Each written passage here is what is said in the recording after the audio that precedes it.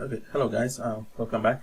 In this video, I'm going to go over how you use a AAD user credential to get an AAD token to manage things like Azure Active Directory, let's say conditional access, and so on.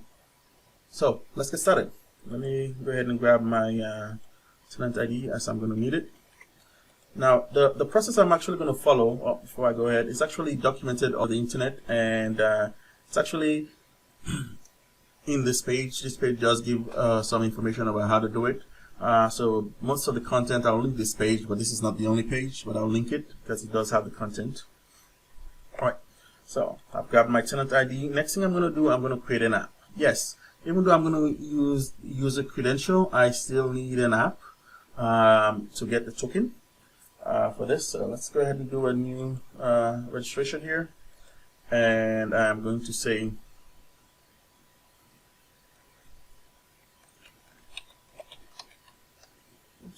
graph test, and I'm going to leave it as a single tenant, and I'm going to take this one to public, and I can do http:// localhost. This could be anything. We're not really going to use it. I'm going to go ahead and hit register. Now, once I have the app registered, what I need to do is make sure that this app is actually public, so a user can actually get a token from it using username and password. So I'll go into authentication. I can actually nuke this one out because I don't really need it at this time, and this is what I want to make sure is set on to yes. I'm going to change this over to yes, and I am going to save my application. Once I have that set up to yes, I need to actually give permissions. So I go to API permission, and I'm going to be using Microsoft Graph. And what I'm going to actually be doing for this demo is actually checking on conditional access policies. So let's go ahead and add permission for that. It's a graph, and I'm going to say delegated since I'm going to be using username and password. So I'm going to say condition, and I'm going to actually policy read also. So let's go policy read all, and I add permission. Then I'm going to grant an admin consent, meaning that admin has granted consent for users to use this app. All right. Now, as far as the application is concerned, this is all I need to do on the application side. Let me make sure I grab all what I need. Okay, I didn't get the app ID, so let me go ahead and grab the app ID. Oops.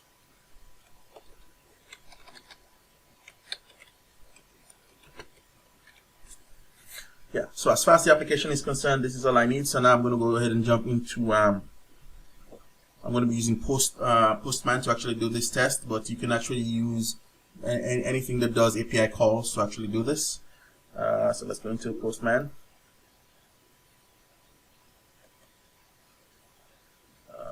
Collection.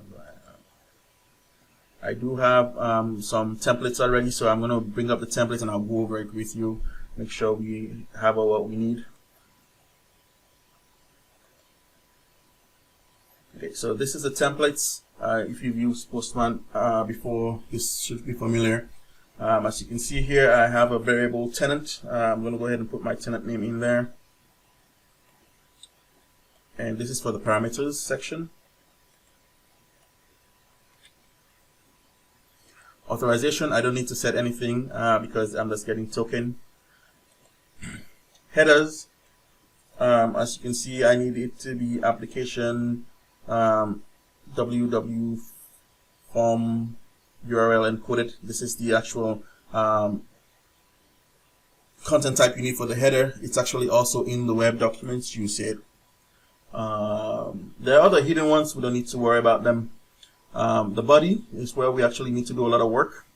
Because for the body, I need to provide the password for the user, the username, the client ID, which is the app we just created, and also the scope, basically what you want to do with the app, what scope you want the authentication to have.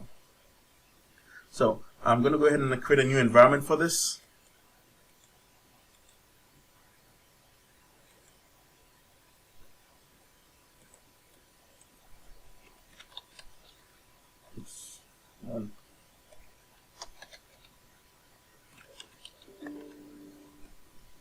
Alright, I'm going to add all this information in here that I have in here. I'm going to add it over into the environmental variables. So let's start off with user email.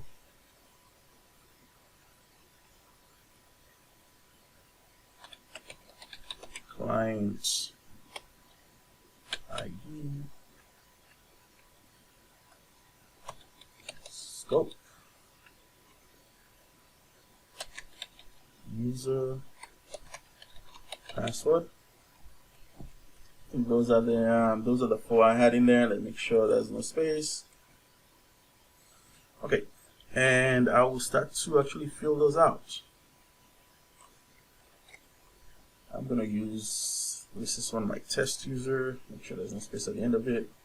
Client ID. Is the app ID.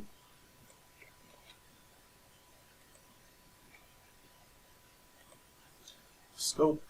Alright, I'm going to be using Graph, Microsoft Graph. So I'll say, okay, give me the default. So whatever permissions I have on that app, that's what I want you to give me. And I'll get the user password for this one.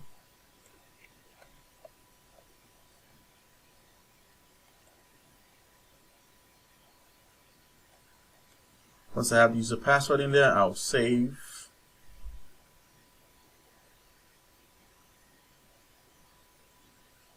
And then I'll close. I'll make sure my environment is set to test, or graph test. Oops. Not sure where the lag is coming from. But I'll test and make sure that I'm getting values for these things now. I'm getting values for all of them. Once I confirm I'm getting values for all of them, I could go ahead and do a post call.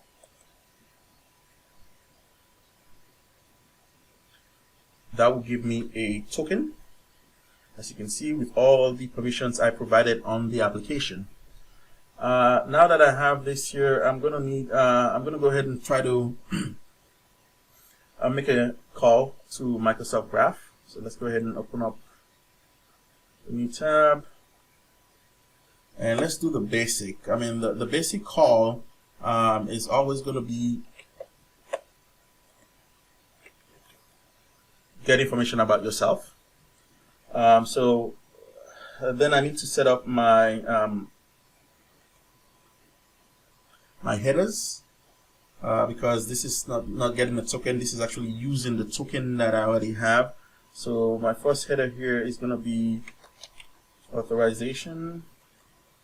And I want it to be bearer space, and I want to use my token that I just got, and I want also to have content type. It needs to be JSON, so let's see, application JSON, and that's all I need to set.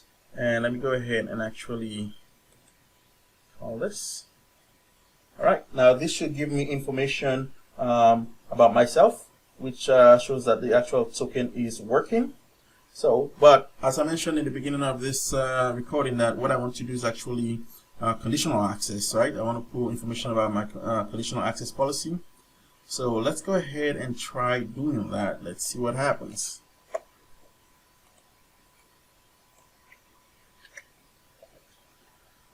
Alright. Okay, so I try to run that. So even though I had a valid token, it gives me this that your account do not have access to this report or data. telling me that I need to have one of these administrative roles do it. So this is a key thing to understand between a delegated permission and actually an application permission. If this was just, if I had set application permission and I've actually logged in with the application credential, then I wouldn't need to be one of these administrators. But since it's a delegated permission, even though I have rights to the actual, I have a valid token, I do not have right to this as a user. I do not have right to this information. So let's go ahead and jump back into Azure Active Directory, and let's go ahead and give this user some permissions. This user was ALA.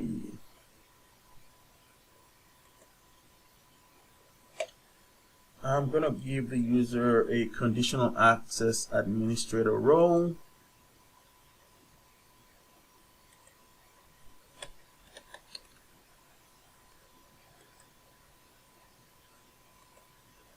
And I'm going to make it active since it's a bad practice, but since we're doing the test, normally you want them to pin them to administrator role, but I'll give them direct active access. So let's go ahead and refresh that. Once I do that, I need to actually get a new token that has that new role with it. So I'll jump back here and I will say grab a new token. Oh, one thing I also actually failed to actually mention, the reason why my token is actually stored into that variable is because I did add this. This is in all my templates. So this says that whenever I have an access token, store it as a bearer token. So that's why when I come over here, I can just do bearer token and get that information, just in case you're wondering. Okay, so now that I have a new token that has that role, if I do get on the conditional access, I should get some information. There you go. 20, and I have information on my conditional access policy. So this is how you set up an environment. You can actually use user credential to get a token to manage Azure. You can set it up depending on what you put in the scope and in the permissions of the application. You can set it up to manage anything in Azure that has an API and front end. All right. Thank you for watching.